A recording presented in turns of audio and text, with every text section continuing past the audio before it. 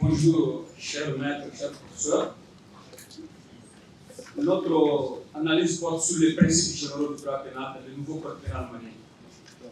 Il n'est de science qui ne possède ces principes, affirme le professeur Patrick Morvan dans sa thèse « Les principes du droit public ». Par cette citation, le professeur met en exergue la place des principes généraux en droit public. D'abord, les principes généraux constituent d'ailleurs ce que le professeur François Hossa appelle une notion interdisciplinaire.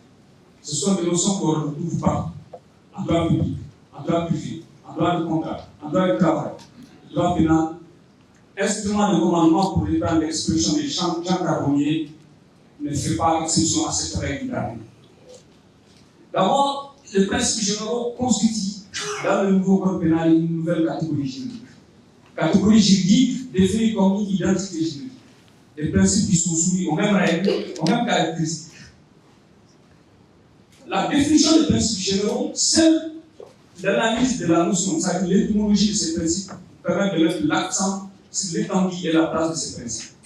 Principium, principis en latin. Les principes signifient les règles qui prennent la première part, qui jouent le premier rôle, le premier rang. Alors, de l'analyse du code pénal, il reçoit un constat, un paradoxe pénal, pour reprendre l'expression de Béliard de Masmat, le paradoxe pénal. 1. Les principes généraux constituent en réalité un enrichissement, parce que ces principes renforcent le droit pénal mondial. Également, ces principes constituent un applaudissement, parce que ces principes seront approuvés par la partie spéciale du code pénal. Donc, il y a une rupture entre la partie générale et la partie spéciale du code pénal. D'où le paradoxe, d'où l'ambivalence pénale. Après, la question qui découle de ces constats est la codification des principes généraux constitue-t-elle une cohérence juridique? Ces principes, la codification est-elle cohérente, est-elle systémique? Alors, il s'agit aussi d'analyser le fonctionnement de ces principes. Il ressort d'ailleurs de l'analyse du fonctionnement un changement de paradigme. Parce qu'avec la formalisation, l'officialisation de ce principe par le code pénal, il y aura ce qu'on appelle le renforcement du droit positif, c'est-à-dire le fictisme de la loi pénale. Et il y aura ce qu'on appelle l'étatisme du droit pénal. Alors que, historiquement, ces principes s'adossent au droit naturel et non au droit positif. Après, il s'agit d'analyser la méthode d'interprétation, parce qu'il s'agit d'analyser un texte. Parmi toutes les méthodes, nous avons opté pour l'exégèse, cette méthode qui va nous permettre d'analyser, d'expliquer les contenus du code pénal. Après, il ressort, comme on l'a dit, l'enrichissement du code pénal par la formalisation des principes généraux. D'abord, par ce qu'on appelle les réaménagements de la qualification tripartite, la consécration expresse de la légalité de la répression, et aussi la précision du rôle du juge en matière d'interprétation et d'appréciation des actes administratifs, le juge pénal.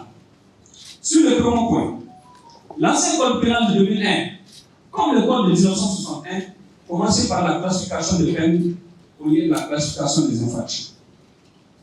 Et l'ancien article 2 disait les infractions que les présents codes punis d'une peine criminelle sont des crimes. Les infractions aussi sont des délits lorsqu'il s'agit des peines correctionnelles ou des contraventions lorsqu'il s'agit des peines de simple police. Il ressort de cette disposition ce qu'on appelle la gravité de l'infraction fondée sur la gravité de la peine. Avec le nouveau code pénal, il y aura un changement. Il y aura ce qu'on appelle cette fois-ci la gravité de l'acte qui sera mise en valeur au lieu de la gravité de la peine. C'est pourquoi le nouveau code pénal, les infractions sont classées suivant leur gravité, en crime, en délit et en contravention. Donc il y a la suppression de la référence à la peine. Donc il y aura ce qu'on appelle la gravité du comportement. Après, il y a ce qu'on appelle à ce niveau aussi les changements au niveau de la consécration expresse du principe de l'égalité. Ce qui est vraiment un renforcement. Parce que pour la première fois, dans notre arsenal répressif, nous avons ce qu'on appelle le dogme du droit pénal et la légalité. Donc cette fois-ci, le législateur a décidé de changer la philosophie de la légalité. De la légalité formelle, le législateur a opté pour la légalité matérielle, ce qu'on appelle le principe de normativité ou le principe de légalité. Parce qu'il y aura ce qu'on appelle les crimes qui seront prévus par la loi et les délits et les contraventions par le règlement. conformément à l'article 115-116 de la Constitution. Donc, les changements véritables à ce niveau aussi, il y aura les conséquences du principe de l'égalité, l'interprétation stricte qui est affirmée, et également ce qu'on appelle les principes de non-retroactivité de la loi pénale.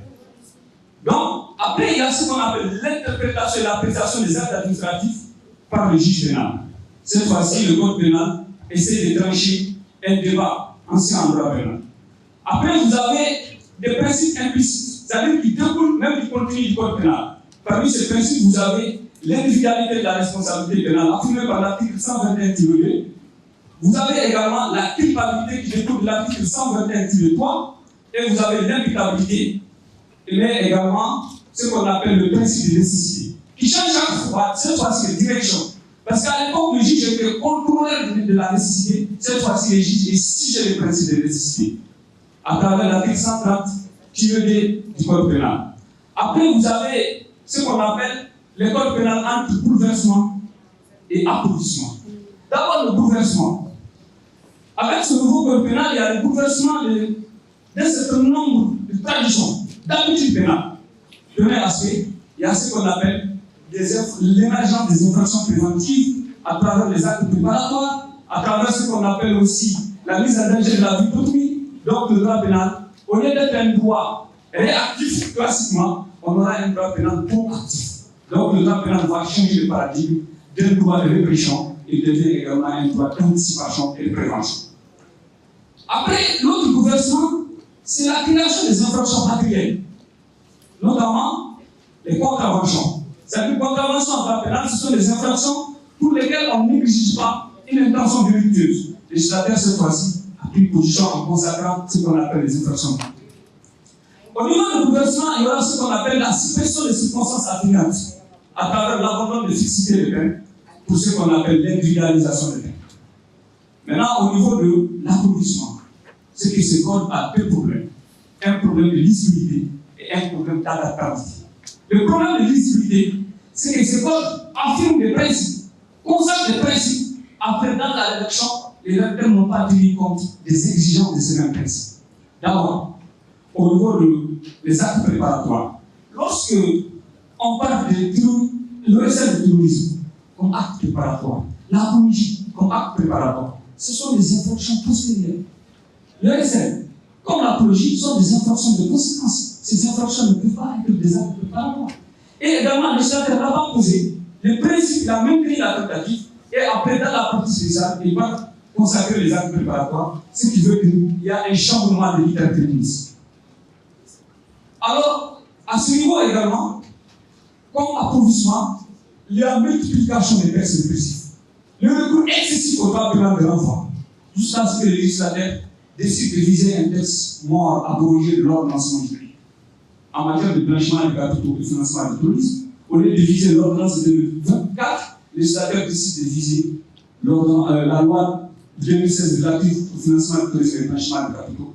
Donc, le législateur, il fait de la magie juridique.